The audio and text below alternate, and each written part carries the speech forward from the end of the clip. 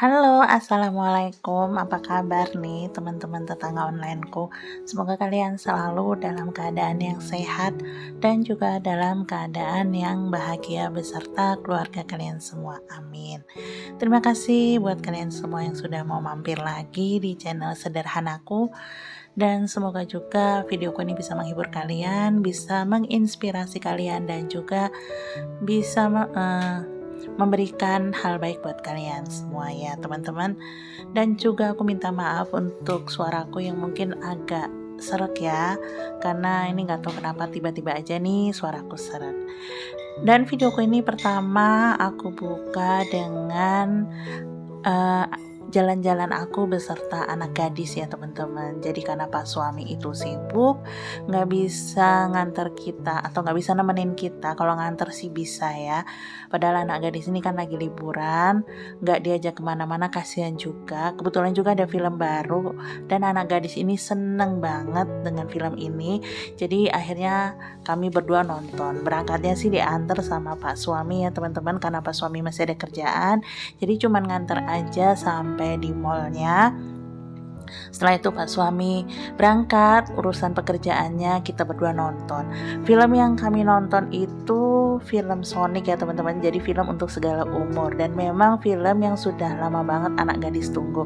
Karena film ini udah ditonton yang season 1, season 2 itu udah ditonton ya teman-teman. Jadi yang sekarang ini season 3 emang ditunggu banget sama anak gadis. Dan alhamdulillah ternyata di samping XX1-nya ini atau 21-nya ini, alhamdulillah Mr. DIY-nya udah dibuka ya teman-teman. Karena sebelum-sebelumnya itu Mr. DIY itu belum buka. Jadi mall ini udah lama berdiri, kalau nggak salah tuh saat COVID, tapi sempet nggak buka juga ya karena COVID itu. Dan awal-awal buka itu agak sepi teman-teman, tapi sekarang udah mulai rame. Dan ini alhamdulillah setelah sekian lama akhirnya Mr. DIY buka ya teman-teman. Dan aku ke Mr. DIY memang ada kebutuhan yang sudah habis di rumah dan harus aku beli. Salah satunya adalah plastik sampah. Jadi plastik sampah itu memang aku belinya di Mr. DIY ya teman-teman. Karena kalau beli di minimarket yang dekat rumah itu harganya agak lumayan. Sedangkan di Mr. DIY ini lumayan murah ya teman-teman. Tapi kalau untuk beli online aku agak kurang gimana ya teman-teman, takutnya nanti dapat yang tipis. Sedangkan kalau di Mr. DIY ini lumayan tebel ya plastiknya. Sambil jalan-jalan di Mr. DIY sambil cuci mata juga, ini ada peralatan dapur lucu ya teman-teman. Ini bukan dari ini bukan dari kayu ya teman-teman, atau dari rotan, bukan, tapi dari plastik kayak gitu deh, kayak untuk kursi zaman dulu deh teman-teman, rajutannya itu. Dan aku juga ngeliat piring kotak ini dari kayu ya teman-teman. Ini cantik banget dan tinggal satu-satunya. Karena tinggal satu-satunya aku pengen beli ya teman-teman, akhirnya aku ambil ini aja. Ada yang ukuran agak gede, tapi itu masih banyak. Pikir aku ya udahlah, nanti kapan-kapan kalau ada rezekinya baru aku beli. Dan aku juga ngeliat tatakan ini tatakannya cakep banget ya teman-teman. Jujur aja di rumah tuh aku nggak punya tatakan sama sekali ya teman-teman, nggak punya talat, apa sih namanya, apa ya, tatakan atau apa ya sebutannya. Dan ini aku coba piringnya, untuk yang kecil ini cukup ya teman-teman, tapi karena budget yang nggak ada, jadi ini cuman aku coba aja. Aku beli piringnya dulu, jadi aku belinya nyicil ya teman-teman, nggak sekaligus, jadi ngumpulin dulu budgetnya. Lanjut aku beli paku. Ini paku beton aku perlukan karena aku mau mindahin kaca yang ada di tangga. Kaca bulat yang ada di tangga tuh nantinya mau aku pindahin. Aku belanja di Mr. DIY cuman yang dibutuhkan aja ya teman-teman. Setelah itu lanjut kami berdua makan sambil nunggu Pak suami untuk jemput. Makannya yang sederhana aja. Ya seadanya aja ya teman-teman. Jadi cuma nasi goreng aja nih teman-teman. Tapi alhamdulillah nikmat, ada rezeki untuk bisa makan. Udah pada pagi. Lanjut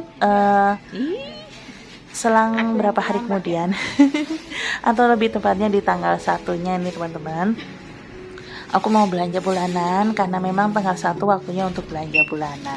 Untuk belanja bulanan seperti biasa, aku tuh belanja bulanannya di koperasi tempat kerja Pak suami.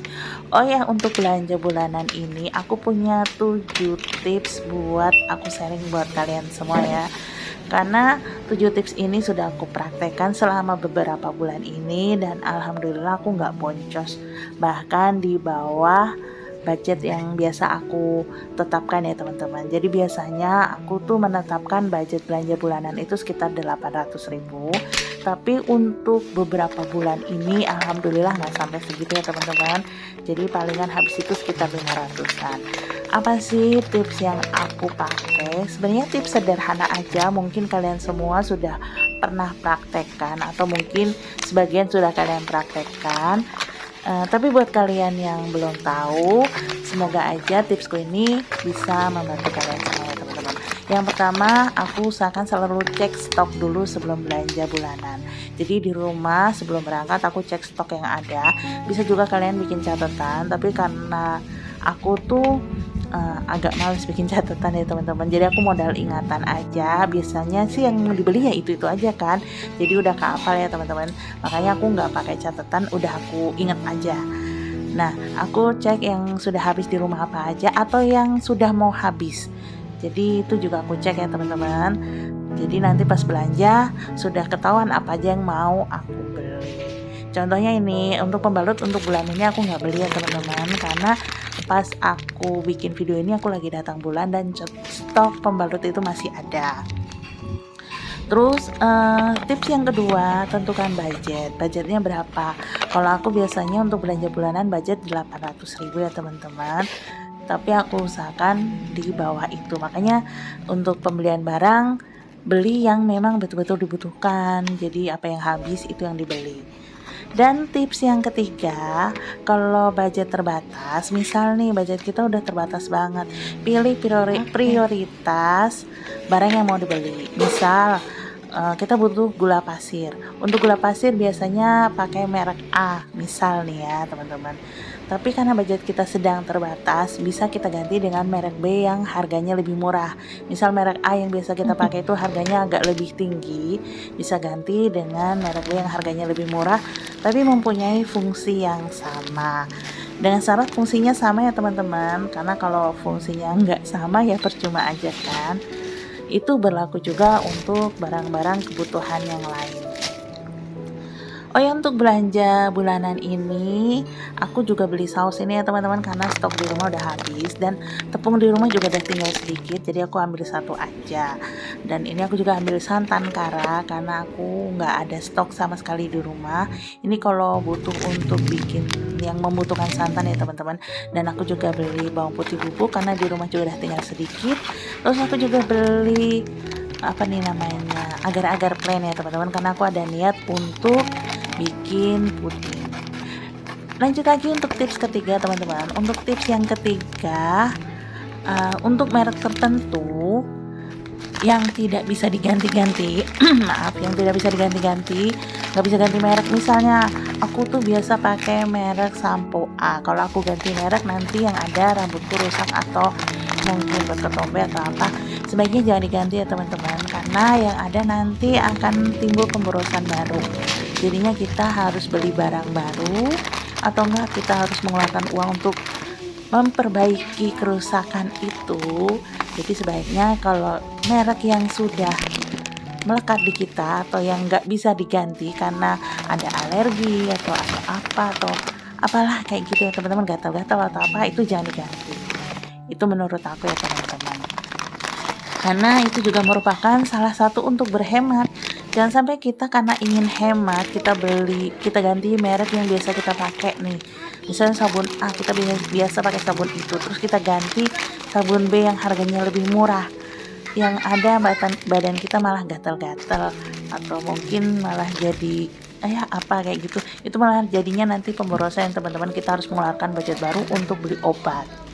Jadi saran aku untuk barang-barang tertentu yang memberikan alergi buat badan kita, jangan diganti ya teman-teman. Yang kalau kita ganti bisa memberikan alergi kayak gitu. Dan untuk tips yang keempat, kalau ada dana lebih, usahakan cari barang-barang yang promo ya teman-teman. Misalnya aku beli pewangi untuk mobil ini ya teman-teman, karena di mobil udah nggak pewanginya itu udah habis sama sekali. Ini aku pilih dan alhamdulillah aku dapat yang beli satu gratis satu. Dan aku juga tadi beli tisu yang sengaja beli 2 gratis 1. Dan itu salah satu untuk berhemat ya teman-teman. Lumayan kan. Untuk pewangi ini bisa untuk mungkin 2 bulan pemakaian, dan untuk tisu bisa untuk 3 bulan pemakaian. Kayak gitu teman-teman. Jadi kalau ada dana lebih, misalnya kalian ada barang yang bisa kalian pakai dan kebetulan promo, itu kalian ambil aja. Sebagai contohnya juga, sekarang kan minyak goreng mahal ya teman-teman, tapi karena sekitar 2 bulan yang lalu aku tuh udah beli dalam harga promo itu, jadi aku bisa beli untuk stok sampai Januari ini. Jadi Januari ini aku nggak beli minyak goreng karena masih punya stok ya teman-teman. Jadi itu salah satu cara aku. Jadi pas ada dana, kebetulan itu minyak goreng itu promo, biasa harga itu 2 liter harganya sekitar 70 ribuan dan aku dapat 64 ribu. Aku langsung beli agak banyak sampai untuk sekitar 3 bulan. Lumayan kan teman-teman, pada saat harga minyak goreng sedang naik melambung seperti ini, aku nggak perlu beli. Menurut aku itu salah satu penghematan ya teman-teman. Oh ya, ini aku beli atau ambil juga baterai ya teman-teman untuk stok di rumah, untuk mencegah pembelian di di tanggal-tanggal lain gitu teman-teman. Jadi biar nanti perhitungan keuangan itu jadi lebih jelas. Karena kalau terlalu banyak perintilan yang aku beli di sepanjang perjalanan dari awal bulan sampai akhir bulan, itu khawatirnya nanti ada pengeluaran malah lebih membengkak. Jadi begitu ya teman-teman kalau aku sih ya. Semoga aja cara aku ini bermanfaat juga buat kalian, tapi kalau mungkin nggak cocok juga nggak apa-apa sih. Dan tips yang kelima, berangkat belanja dengan perut kenyang. Untuk tips yang keenam, jika membawa anak, beri pengertian kepada anak, misal hanya boleh mengambil 1 atau 2 jajanan aja dengan budget tertentu. Semisal anak nggak bisa dikondisikan, bisa kalian ajak suami atau saudara untuk berbelanja. Jadi mereka diminta tolong untuk ngajak main anak di luar atau di playground atau di permainan yang harganya atau budgetnya lebih murah ya teman-teman. Dan untuk tips yang ketujuh, tidak berlama-lama di tempat belanja. Karena biasanya kalau kita berlama-lama di tempat belanja, yang tadinya barang nggak kita perlukan, biasanya tuh otak malah mikir, ini kayaknya perlu deh, ini kayaknya perlu deh. Biasanya kayak gitu teman-teman kalau kita terlalu lama berlama-lama di tempat belanja. Demikian 7 tips dari aku, cara belanja hemat ala aku. Semoga aja bermanfaat buat kalian semua ya teman-teman. Dan sampai ketemu lagi di video yang lain. Mohon maaf kalau ada kesalahan dan kekurangan. Assalamualaikum warahmatullahi wabarakatuh. Bagi semuanya, happy selalu. Dadah.